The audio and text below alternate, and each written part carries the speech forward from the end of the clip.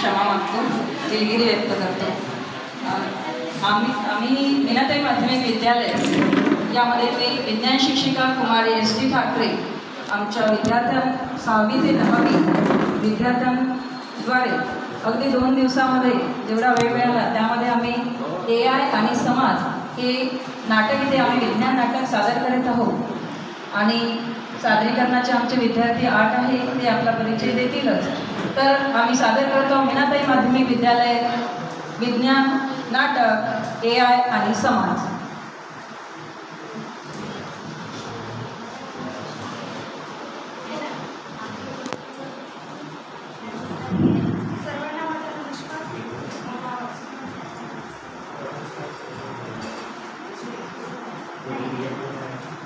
माझे नाव श्रुती कैलास लांडगे. मी मीनाताई माध्यमिक विद्यालय नौकडा. आम्ही विज्ञान नाटकामध्ये सहभाग घेतला आहे. तरी आमचा विषय आहे AI आणि समाज.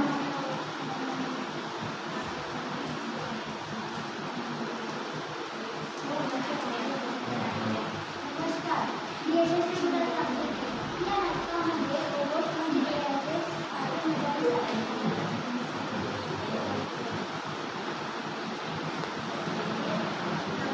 माझे नाव हिमांशी कामकर. मी या नाटकामध्ये साक्षी या मुलीची भूमिका निभावते. माझे नाव स्नेहा समर्थ आहे. मी इयत्ता 9वीची विद्यार्थिनी असून मी या नाटकामध्ये टीचरची भूमिका निभवत आहे. माझे नाव प्रगती भजनकर आहे. मी या नाटकामध्ये IIT स्टुडंट हे भूमिका निभवत आहे. माझे नाव सुरदीप गायकर आहे. मी या नाटकामध्ये क्षेत्राची कामगिरी निभवत आहे. माझे नाव मोहित गंगाधर दशमन आहे. मी दादाचा रोल निभवत आहे. माझे नाव शुभम शिवकर आहे. मी इथे बाबाचा रोल निभवत आहे. टिकायचं आहे जगात तर स्वतःला अपडेट कर. टिकायचं आहे जगात तर स्वतःला अपडेट कर. AIच्या जमान्यात नित्य निरंतर श्रम कर. नित्य निरंतर श्रम कर. आम्ही आता आमच्या नाटिकेला सुरुवात करू.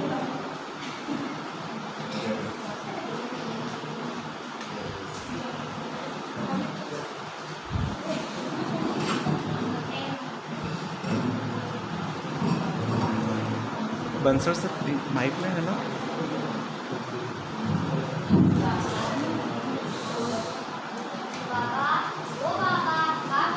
काय झालं ग? काय करत आहात तुम्ही? मी AI हे साधन चालवत आहे. AI म्हणजे काय बाबा? AI म्हणजे आर्टिफिशियल इंटेलिजन्स म्हणजेच रोबोट. म्हणजे कसं सांगू, ही मानवाने तयार केलेले कृत्रिम साधन आहे. वाव, हे तर खूपच छान आहे. म्हणजे हे बघ, टेल्सा कार आली की नाही. टेल्सा कंपनीने तयार केलेली कार आहे. हो, हे तर खूपच छान आहे.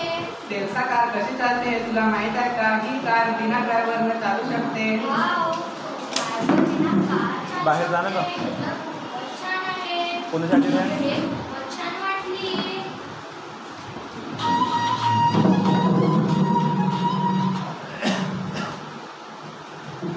आई, ए आई, आई, काय झालं ग? काय करत आहे ग तू? मी AI गाणे करत आहे. म्हणजे कसं ग? थांब, तुला सांगते. लता मंगेशकर हे मेरे वतन के लोगों.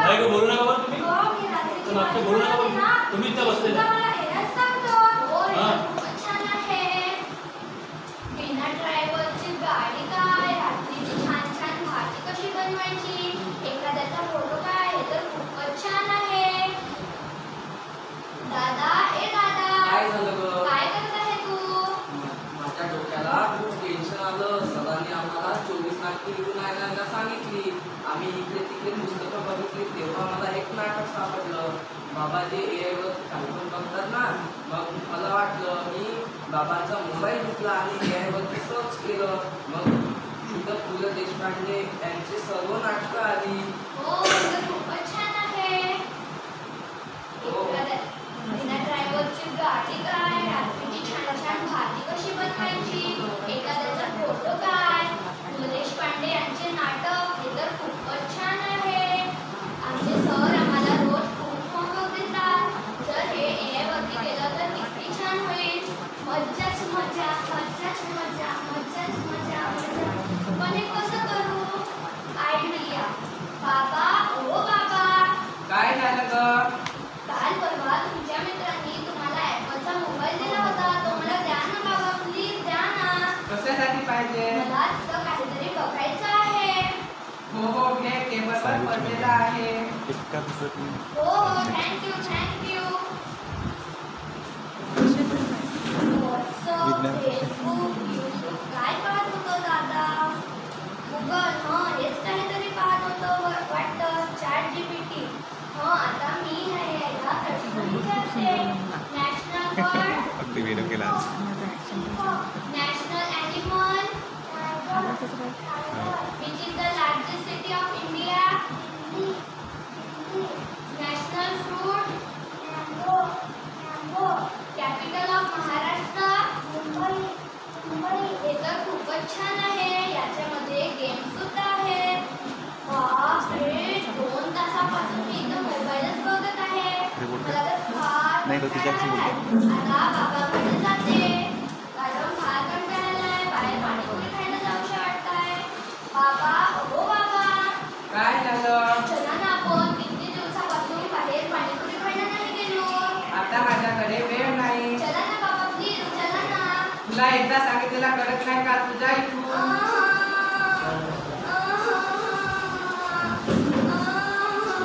आई, ए आई, काय झालं गं? काय करत आहे? मी बाबांकडे गेली होती. त्यांना म्हणाली पाणीपुरी खायला चला. पण बाबा आले नाही. तू तरी चल ना गं, चल ना. छे, इतकंच काम नसतं, दुसरं पण काम असतं. मी आता AI वरती पाहत आहे की किचनमध्ये रोबोट कसं काम करतं. एकदा का रोबोट आला ना तर वेळच वेळ मिळेल. नक्की? होय, बघ रोबोट कसं झाडून काढतोय. होय, तर खूपच छान झाडून काढत आहे. भांडी पण घासतोय. खूपच छान भांडे पण घासतोय. दूध पण काढतोय. हो. चाय पण बनवतोय. हो, हे तर सगळंच काम करतोय. आई, रोबोट माझ्यावर प्रेम करेल का गं?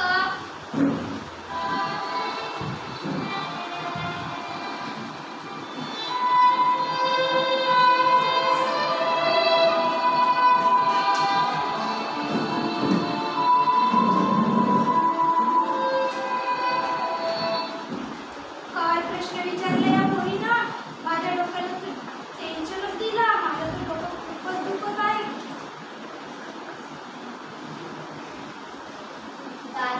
दादा, हे दादा, काय झालं ग? तुझं सकाळपासून झालंच नाही का? अशीच झालं. मग काय करत आहे तू? मी AI वरती गेम खेळत आहे. मला सुद्धा दाखव. हे बघ. हे तर खूपच छान हो, आहे. मी मित्रांसोबत गेम खेळत आहे. बरं, हे सगळं सोड ना. चल ना, आपण बाहेर खेळायला जाऊया.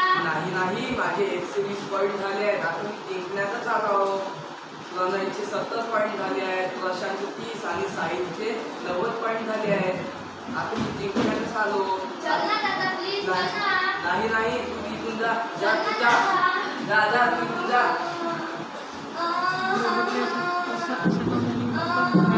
नाही, त्याची डायरेक्शन एक काय झालं त्यांच्या गं घरी बाळा? त्यांच्या घरी सांग ना, एक काय झालं सांग ना बाळा. त्यांच्या मी माझ्या बाबांकडे त्यांच्या गेली. घरचं. त्यांना म्हणाली बाहेर पाणीपुरी खायला चला. पण माझे बाबा सुद्धा नाही आले. मग मी माझ्या आईकडे गेली. मग माझ्या आईने सुद्धा नाही म्हणाले. मग मी माझ्या लाडोबा दादांकडे गेली. मग माझे लाडोबा दादा सुद्धा नाही म्हणाले. बरं, पण मी आता एकटीच झाले. सगळेजण AI करून बसले आहे. आणि माझ्यासोबत कोणी बाहेर फिरायला नाही येत. बरं बाळा, या आधुनिक काळामध्ये कोणाकडेच वेळ नाही आहे. तुला एक सांगू काय? आपल्या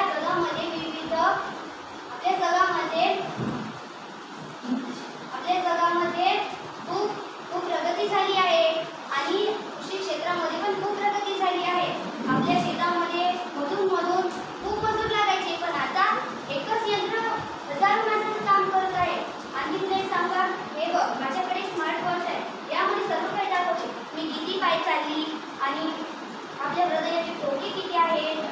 आणि आपल्याला फोन सुद्धा करता येते. आपल्याला फोन सुद्धा करता येते आणि आणि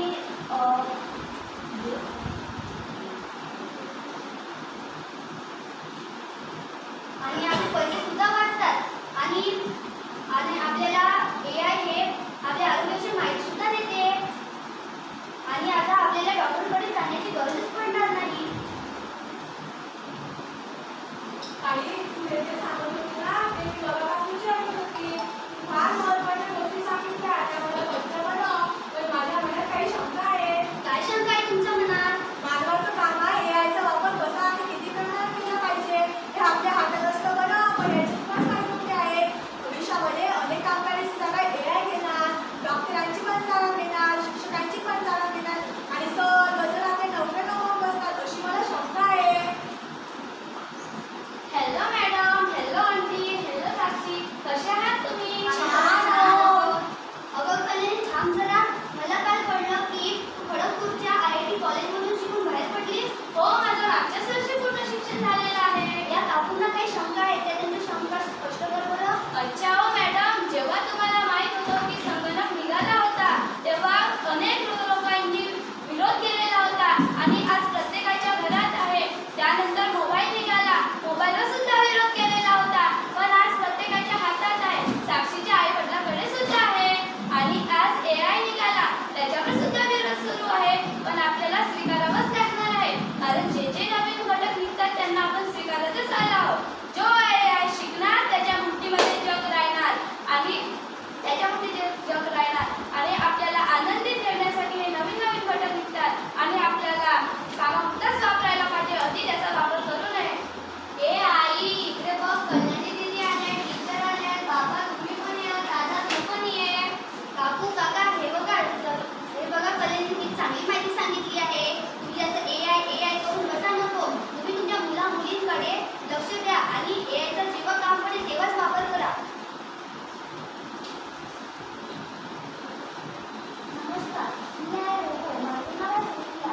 म्हणजे AI म्हणजे त्यालाच मराठीमध्ये बुद्धिमत्ता असे म्हणतात. बुद्धिमत्ता म्हणजे काय? तर बुद्धिमत्ता म्हणजे संगणकाद्वारे किंवा मशीनद्वारे प्रदर्शित केलेली बुद्धिमत्ता होय. हा विषय चर्चेला जातात.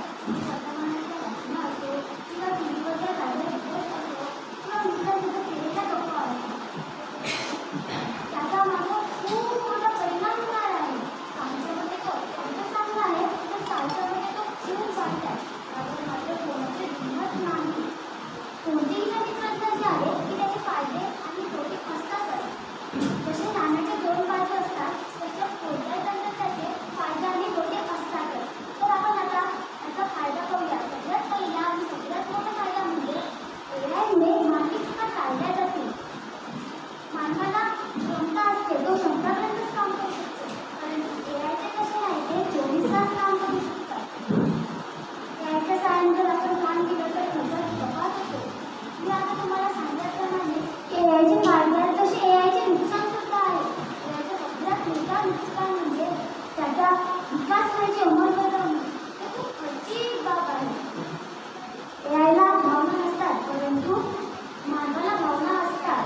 AIचा जर आपण जास्त प्रमाणात वापर केला तर माणूस खूप आळशी बनेल.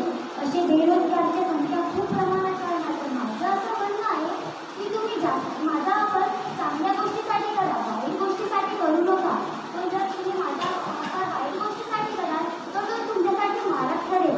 आणि मला एक म्हणायचं आहे की तुम्ही माझा जास्तीत जास्त वापर अभ्यासामध्ये करा कारण तो स्टुडंटसाठी खूप फायदेशीर ठरेल. हे बघा, मोबाईल संगणक आणि AI हे माणसानेच बनवलेले आहे, पण आता याचा कामापुरताच वापर करायला पाहिजे आणि आपल्या कुटुंबाकडेही लक्ष द्यायला पाहिजे. सॉरी साक्षी. आम्ही तुझ्याकडे लक्ष देत नाही. आम्ही AIचे साधन जास्त प्रमाणात वापरले. आम्ही तुझ्या भावनेची कदर केली नाही. सॉरी साक्षी, मी आता आपल्या करिअरकडे लक्ष देईन.